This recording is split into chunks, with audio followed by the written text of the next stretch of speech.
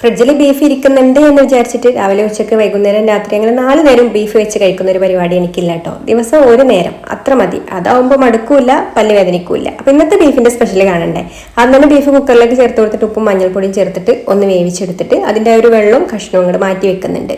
ഈ ഒരു കഷ്ണം ഉടഞ്ഞു പോവാതെ വേവിച്ചെടുക്കണം കേട്ടോ. ഇതിലേക്ക് ഇഞ്ചി വെളുത്തുള്ളി പേസ്റ്റും കാശ്മീരി മുളക് പൊടിയും കുരുമുളക് പൊടിയും ബീഫ് മസാലയും കോൺഫ്ലവറും വിനാഗിരിയോ നാരങ്ങനീരോ ഏതെങ്കിലും ഒന്ന് ചേർത്ത് കൊടുക്കാം. പിന്നെ മുട്ടയും ചേർത്ത് കൊടുത്തിട്ട് നന്നായിട്ട് മിക്സ് ചെയ്ത് കൊടുക്കാം. ഉപ്പും കൂടെ ചേർത്ത് കൊടുക്കണം കേട്ടോ. ഈ ഒരു മസാലയിലേക്ക് വേണ്ട ഉപ്പും കൂടെ ചേർത്ത് കൊടുത്തിട്ട് മിക്സ് ചെയ്ത് കൊടുത്തതിന് ശേഷം ചൂടായിട്ടുള്ള ഓയിലേക്ക് ഇട്ട് കൊടുത്തിട്ട് ഫ്രൈ ചെയ്തെടുക്കാം. ഞാൻ വെളിച്ചെണ്ണയിലാണ് കേട്ടോ പൊരിച്ചെടുക്കുന്നത്.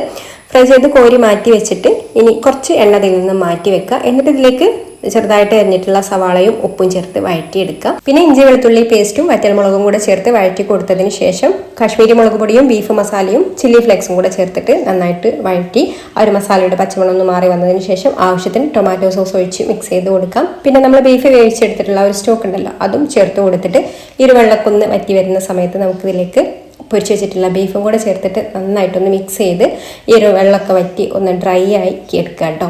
വേണമെങ്കിൽ കുറച്ച് കറിവേപ്പിലയും കൂടെ ചേർത്ത് കൊടുക്കാം. അപ്പോൾ അതാ ഇത്രയുള്ള നമ്മുടെ ബീഫ് കൊണ്ടാട്ടം റെഡി ആയിട്ടുണ്ട്. അടിപൊളി ടേസ്റ്റാണ്. ഒന്ന് ട്രൈ ചെയ്ത് നോക്കിക്കോളൂ. ഇഷ്ടമായിട്ടുണ്ടെങ്കിൽ ലൈക്ക് ചെയ്യാനും പേജ് ഒന്ന് ഫോളോ ചെയ്യാനും കൂടി മറക്കല്ലേ.